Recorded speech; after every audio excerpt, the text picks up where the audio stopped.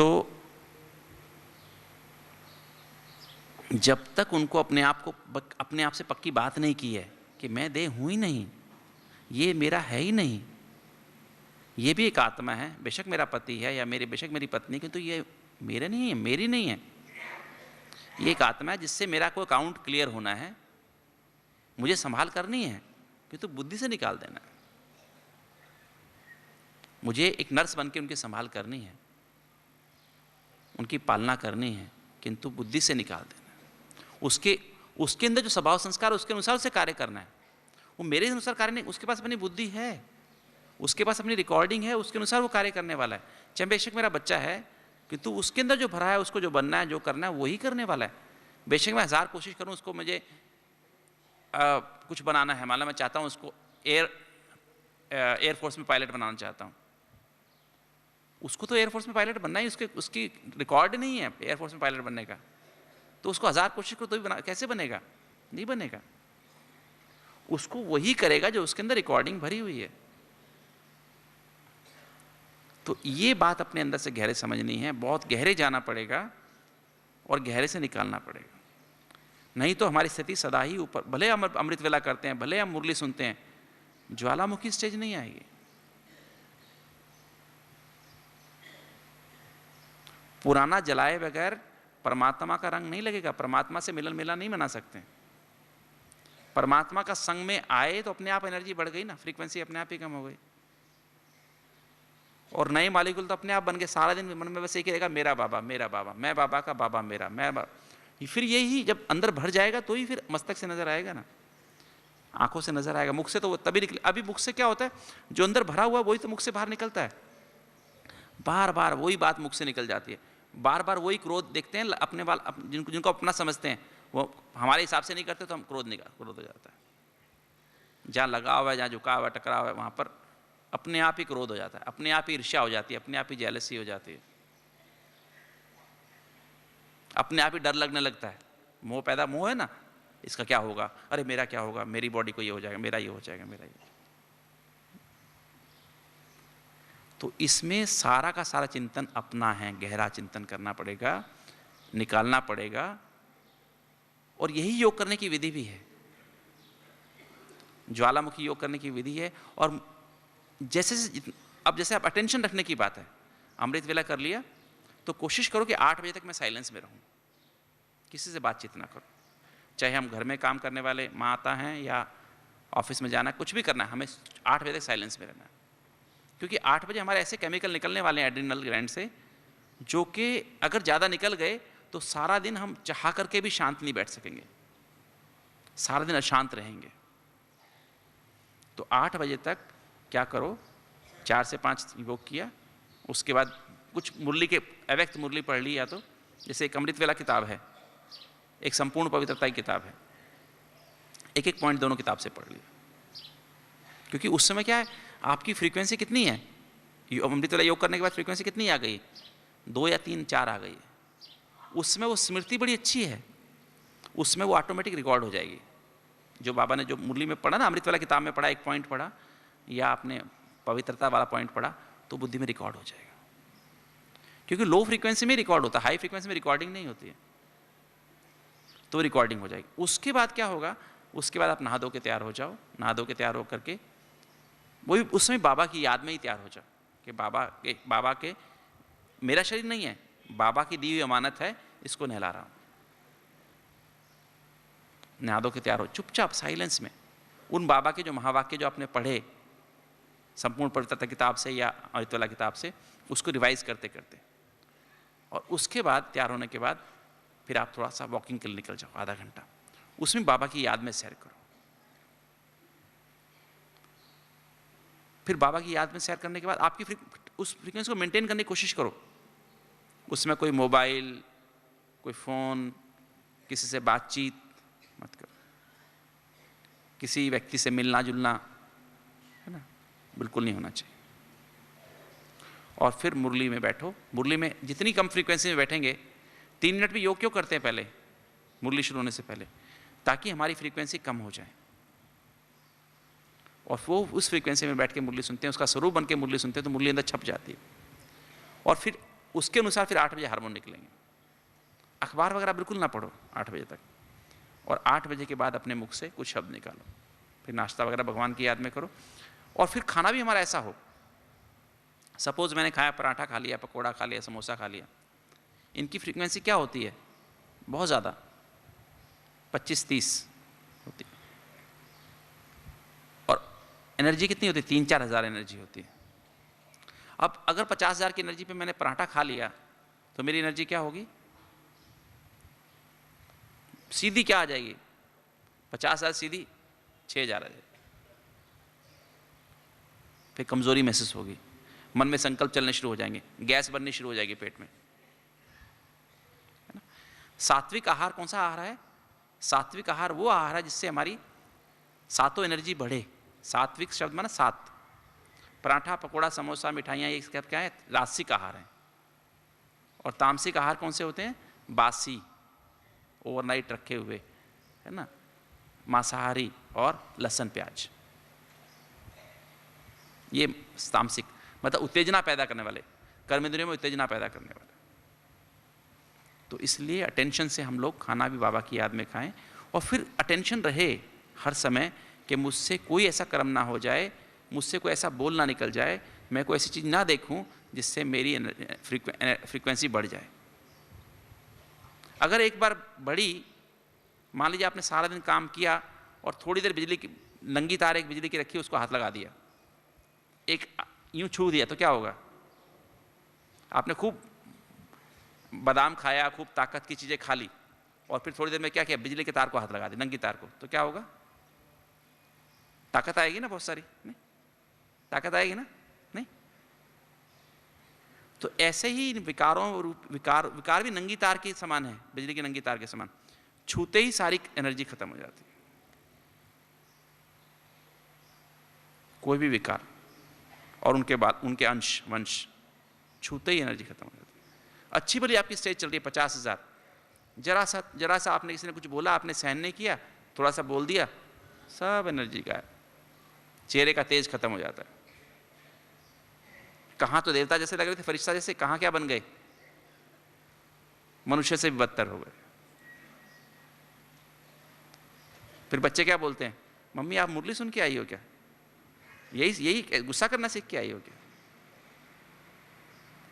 तो हमारे बच्चे, हमारा पति या पत्नी, हम प्रभावित नहीं होते हैं, बोलने से प्रभावित नहीं होते, हमारे कर्मों के द्वारा प्रभावित होते हैं। तो इसके लिए सारा दिन अटेंशन चाहिए, बहुत पावरफुल अटेंशन चाहिए। और वो अटेंशन रखने के बाद, अटेंशन रखते रखते सारा दिन, बीच बीच में आधे घंटे बाद 1 मिनट फिर बाबा की याद में खो जाओ, वो एनर्जी को वापस भर लो। सारा दिन खाने की अटेंशन, खाने पे अटेंशन रखो, ऐसे खाना भी नहीं खाओ, स्वादवश नहीं खाओ, फरिश्ता माना। अगर जरा भी आसक्ति है देखने की, खाने की, बोलने की, सुनने की, छूने की, तो फरिश्ता नहीं बन सकता। आज मैं थोड़ा सा पकोड़ा खा लूँ, आज थोड़ा सा मैं कुछ कोल्ड ड्रिंक पी लूँ, आज मैं थोड़ा सा बिस्किट खा लूँ, आज थोड़ी सी आइसक्रीम खा लूँ, है ना? नहीं बन सकते। अतीन्द्रिय सुख का अनुभव वही व्यक्ति करेगा जो इन इंद्रियों के सुख से परे रहेगा। खाना खाना जरूरी है, खाओ, किंतु जितना जरूरी है उतना ही खाने का है ना। देखना भी जरूरी है, जितना जरूरी है, पर परवश होकर नहीं देखना है। टेलीविजन देखते हैं तो टेलीविजन में क्या होता है? परवश होकर देखते हैं। गाना सुनना भी जरूरी है, किंतु सुनना भी जितना जरूरी है। अगर हम वश में होकर देखने का सुख देखते हैं, देखने का सुख, खाने का सुख, बोलने का सुख, सुनने के सुख में व्यक्ति अपने को अच्छा समझते हैं, तो फिर समझ लीजिए कि हमारी स्थिति कभी नहीं बनने वाली, हम कभी फरिश्ता नहीं बनने वाले। और बस समय आ गया है कि हम इन सुखों से परे चले जाएं। अतीन्द्रिय सुख माना इन कर्मेंद्रियों से परे का सुख। जिन्होंने इनके सुख पर, इन पर विजय पाई है, वो ही अतीन्द्रिय सुख का अनुभव कर सकते हैं।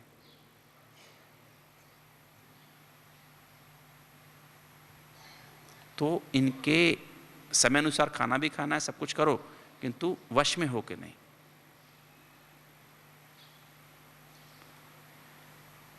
सारा दिन से चलता रहे। और थोड़ी थोड़ी देर में हम क्या करते हैं अपने प्रैक्टिकल लाइफ में, पेशेंट्स आते हैं ना बीच बीच में, पेशेंट्स आएंगे तो बीच में कभी कभी हमको 10 सेकंड मिलते हैं, तो 10 सेकंड में ही बस डिटैच होकर बाबा की याद में चले जाते हैं। फिर दूसरा पेशेंट आएगा, 15-20 मिनट उसने लिया, फिर दूसरा पेशेंट आएगा, फिर 15-20 मिनट, 15-10 सेकंड, फिर बाबा की याद में चले गए, है ना। फिर मुझे मौका मिला, खाना खाने से पहले मुरली जेब से निकाली, कुछ बुद्धि में और ना आए, क्योंकि नेगेटिव जो है, नेगेटिव ने ही मुझे बीमारियां पैदा की हैं। अंगों में एनर्जी कम जा रही है, अंगों को एनर्जी कम मिल रही है तो डिस्टर्ब हो रहे हैं, रोग पैदा हो रहे हैं। एनर्जी ठीक मिलती रही, अंग ये काम करते रहेंगे। हमारी दादियां हैं, पिछले जन्मों की ना जाने कितने जन्म, हमारे भी पिछले जन्मों कितने हिसाब किताब कहाँ हमने किए हुए हैं, वो शरीर में कर्म भोग के रूप में आते हैं। किंतु हाई एनर्जी होने के कारण क्या होता है, मान लीजिए मेरे हार्ट की तकलीफ है, हार्ट को 5000 की एनर्जी चाहिए ठीक काम करने के लिए, अभी 3000 है, उसको 5000 चाहिए, तो मेरी 50000 है, 5000 उसको दे दिया ना, हार्ट ठीक काम करेगा, तंग नहीं करेगा। मेरी तो बाकी 45000 तो रहेगी ना फिर भी।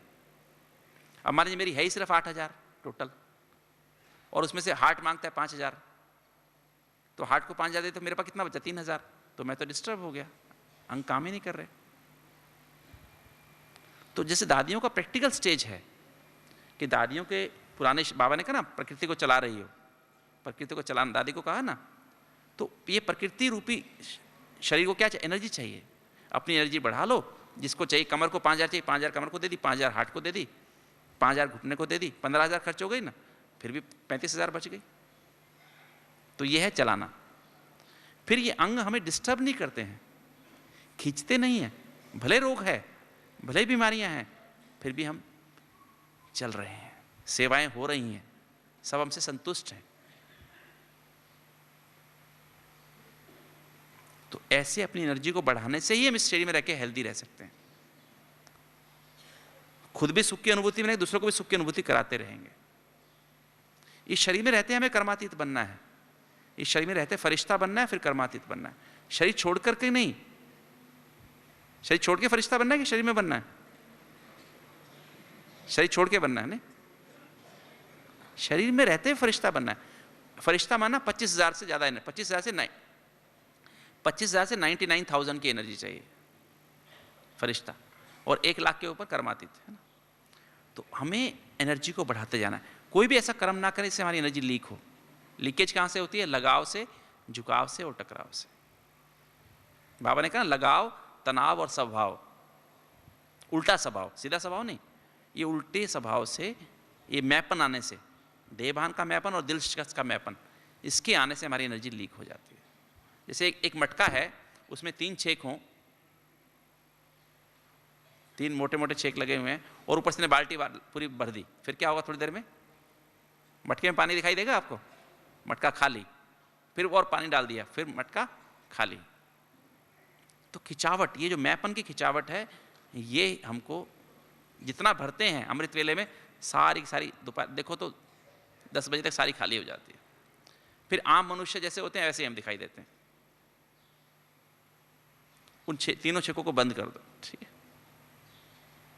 फिर मटके में पानी भरें, और ध्यान रखें कोई छेक वापस ना हो जाए। फिर सोते समय, शाम के समय खाना टाइम पे जल्दी खा लें, और शाम खाना बहुत थोड़ा सा खाएं, 1 चपाती 1 सब्जी, दाल चावल कढ़ी शाम को ना खाएं, क्योंकि उससे फिर गैसेस बनती हैं, और गैसेस फिर दिमाग को असर करती हैं, एसिडिटी बनती है, हर्निया हो जाता है, कई तरह की प्रॉब्लम्स आती हैं, हड्डियाँ कमज़ोर हो जाती हैं। रात का खाना जल्दी होना चाहिए, 7 से 8 के बीच में, और हमें बहुत थोड़ा सा नाम मात्र खाना चाहिए।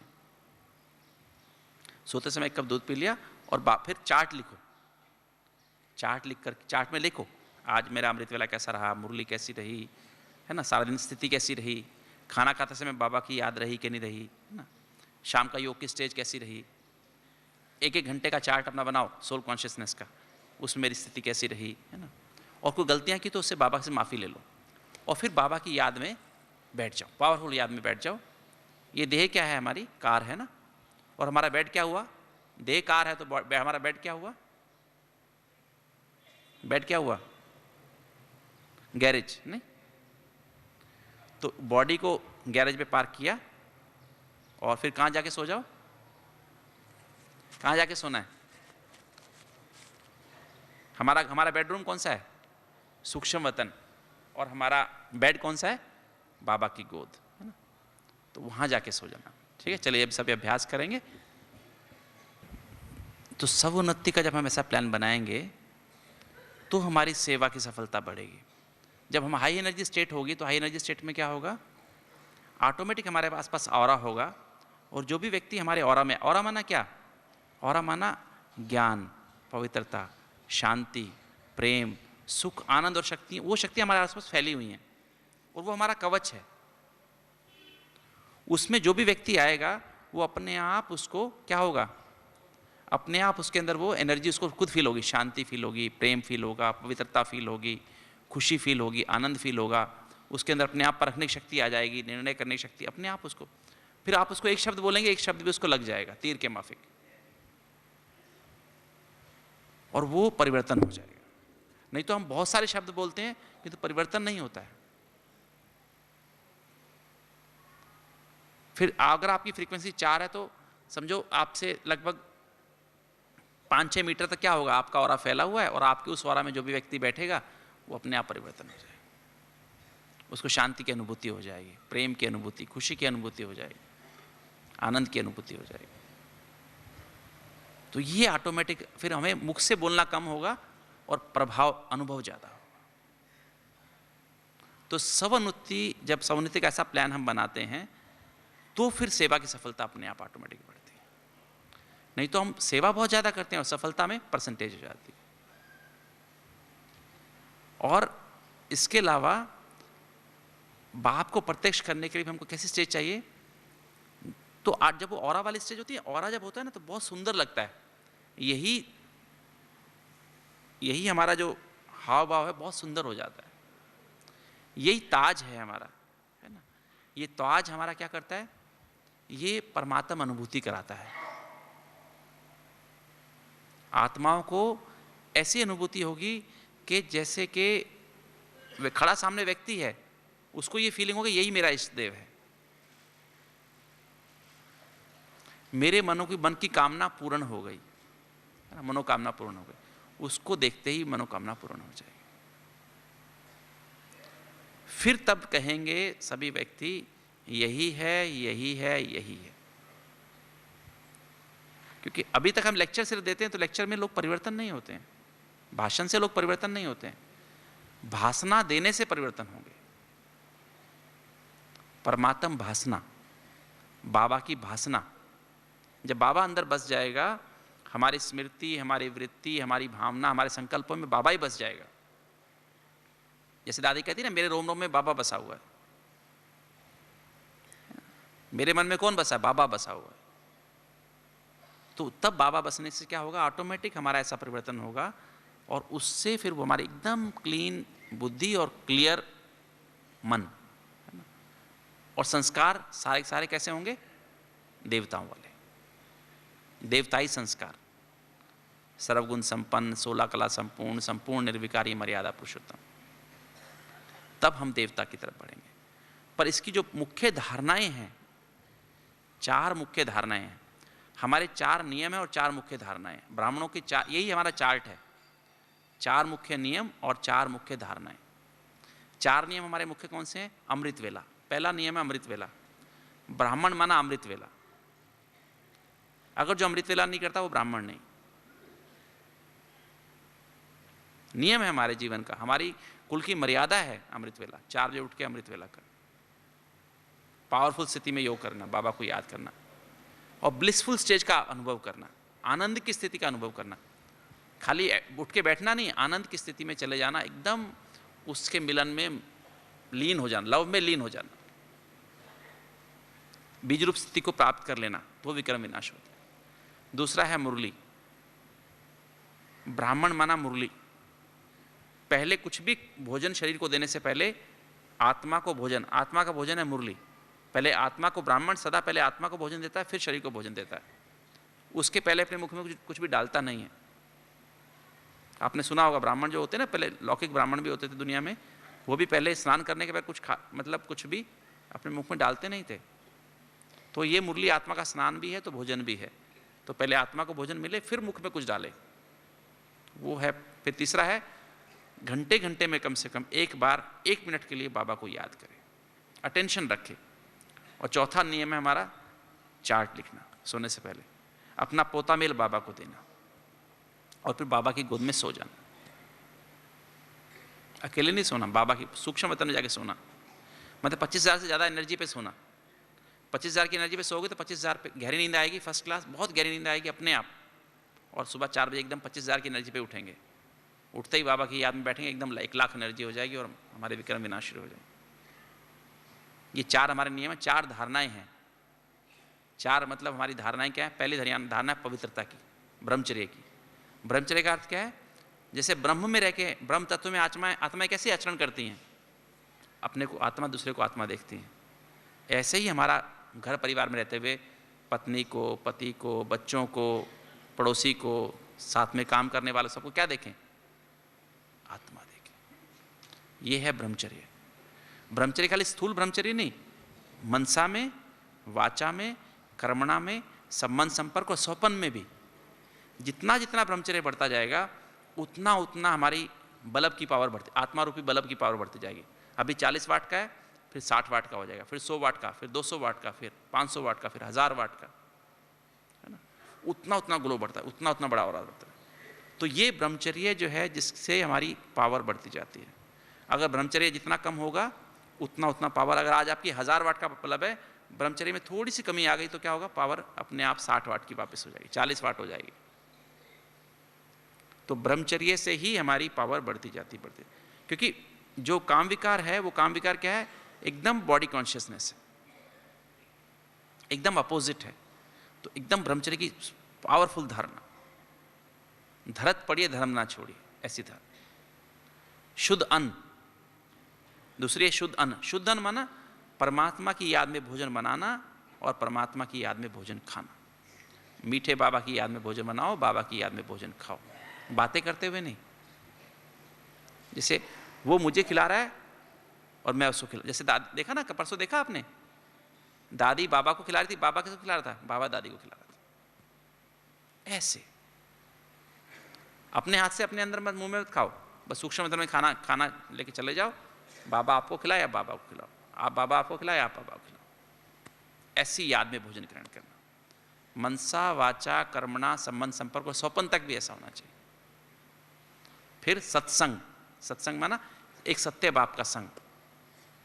सत्संग माना मुरली, मुरली का संग। मुरली और जेब में को कागज ना पड़ा रहे, सिर्फ क्या पड़ा रहे?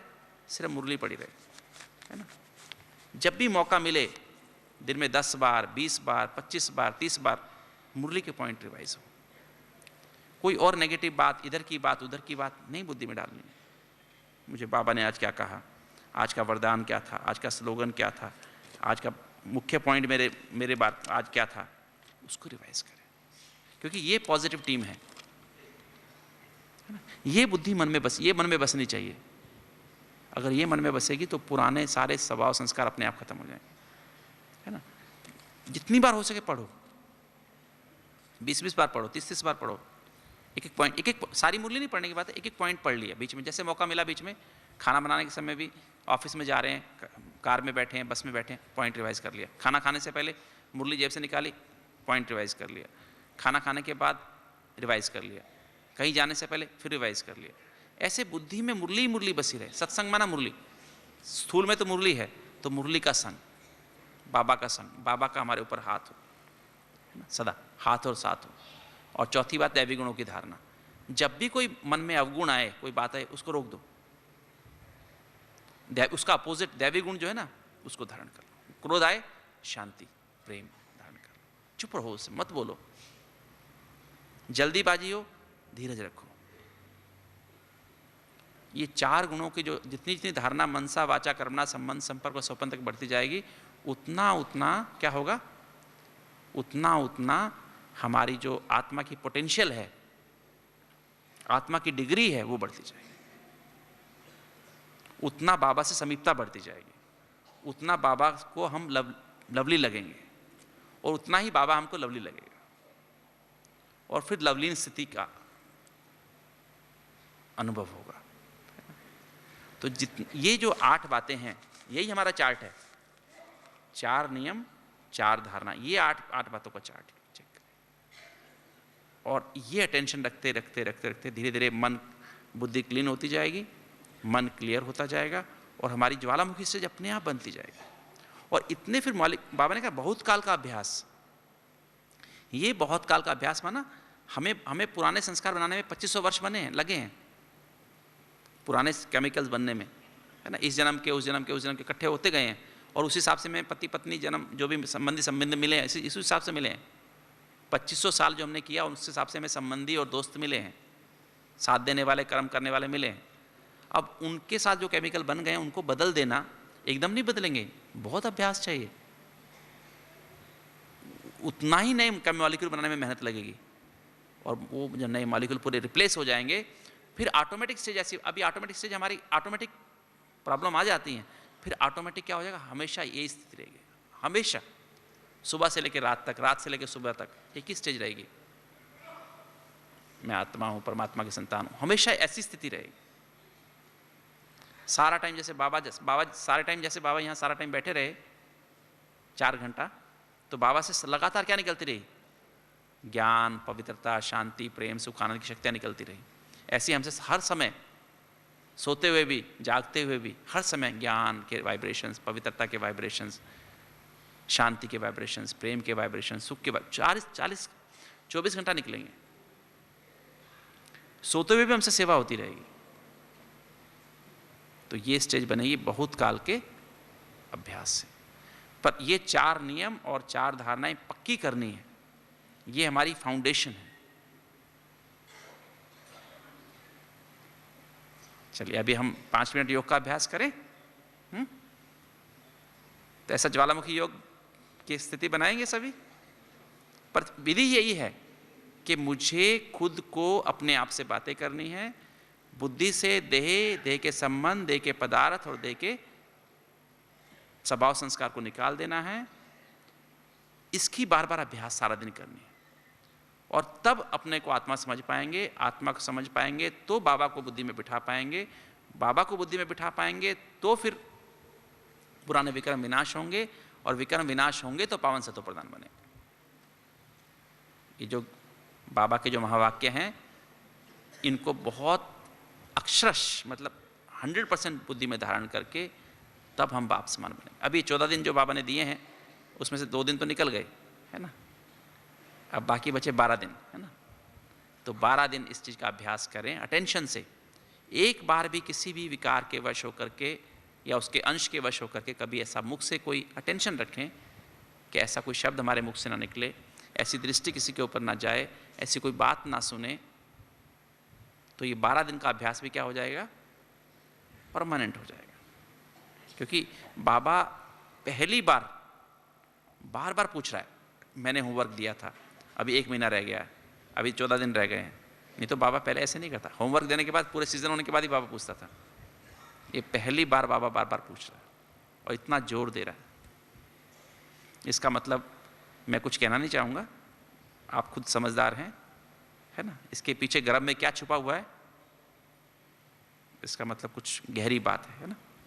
तो अभी जागें, है ना। जब चिड़िया चुग गई खेत, वो स्थिति में ना आए, ठीक है ना। अभी ये बाबा की आशीर्वाद है, बाबा की ब्लेसिंग्स हैं, बाबा की मदद है। इस समय ये हम अभ्यास करेंगे तो हमारी स्थिति ऐसी पावरफुल बन जाएगी।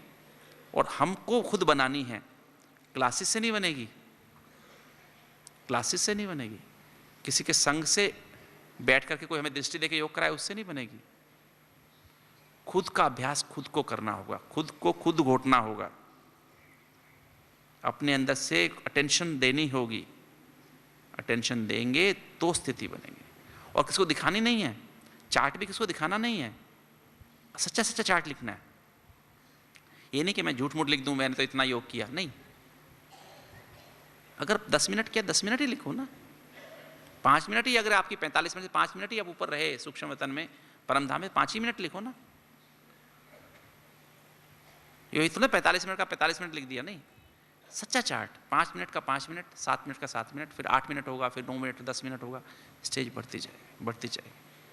सच्चे दिल पर साहब राजी, सच्चाई से चार्ट लिखो। गलतियां होती, गलतियां भी लिखो, है ना। मुझसे गलती हुई, आज मैंने इसको ऐसा बोल दिया, मेरे मुख से ऐसा निकल गया, है ना। क्योंकि चार्ट चेकिंग करने से, ऑडिट करने से अगले टाइम गलतियां नहीं होंगी। अगर अलबेला रहेंगे तो गलतियां होती रहेंगी, है ना। इसलिए फिर दोबारा से याद रखें, बाबा के महावाक्य अंदर गूंजते रहने चाहिए। देह और देह के सर्वधर्मों को भूल, अपने को आत्मा समझ, माम एकम याद करो, तो विकर्म विनाश होंगे, तो पावन सत्व प्रधान बनेंगे। चलिए अब हम सब 10 मिनट व्हाइट लाइट में योग करेंगे, ठीक है। हाँ, व्हाइट लाइट, लाल लाइट नहीं करना, सफेद लाइट में ही योग करेंगे। चलिए सभी सीधे होके बैठे, कमर सीधी, गर्दन एकदम बिल्कुल सीधी,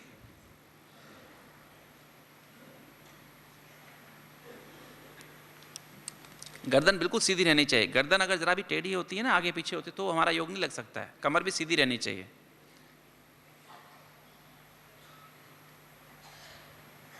आज अभी हम सभी के सभी अपनी बुद्धि से देह के संबंधों, देह के पदार्थों को निकाल देंगे, ठीक है। देह के स्वभाव संस्कार को निकाल देंगे, बुद्धि को एकदम क्लीन कर देंगे, अपने को आत्मा देखेंगे, बाबा को बुद्धि में, बाप दादा को बुद्धि में लेके आएंगे, उनकी याद को, फिर ज्ञान की लहरें, पवित्रता की लहरें, शांति की सागर है ना, उससे सारे मन को साफ करते जाएंगे, है ना।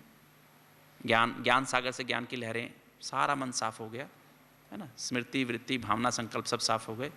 फिर पवित्रता की लहरों से सारा मन साफ हो गया, फिर शांति की लहरों से, फिर प्रेम की लहरों से, फिर सुख की लहरों से, आनंद की लहरों से, शक्तियों की लहरों से, नंबर वाइज सब साफ। जैसे एक रोम रोम से फिर क्या निकल रहा है, ज्ञान निकल रहा है, पवित्रता निकल रही है, शांति निकल रही है, प्रेम निकल रहा है, सुख निकल रहा है, आनंद निकल रहा है ना। और जैसे ये लहरें निकलती जाएंगी, क्या होगा, आपके आसपास और इकट्ठा होता जाएगा, आप सूक्ष्म वतन की तरफ ऊपर उठते जाएंगे, है ना, मन बुद्धि से, और ऊपर उठ के सूक्ष्म वतन में पहुंच जाएंगे। सूक्ष्म वतन में पहुंच करके फिर बाबा के पास बैठेंगे, बाबा की गोद में बैठेंगे, और फिर वहाँ पर से आपकी एनर्जी और बढ़ेगी, फिर आप परम धाम में एकदम बीज रूप स्थिति में चले जाएंगे। चलिए अभी सभी गर्दन और कमर सीधी रखते हुए बुद्धि से नंबर वाइज निकालते जाओ एक एक चीज़ को।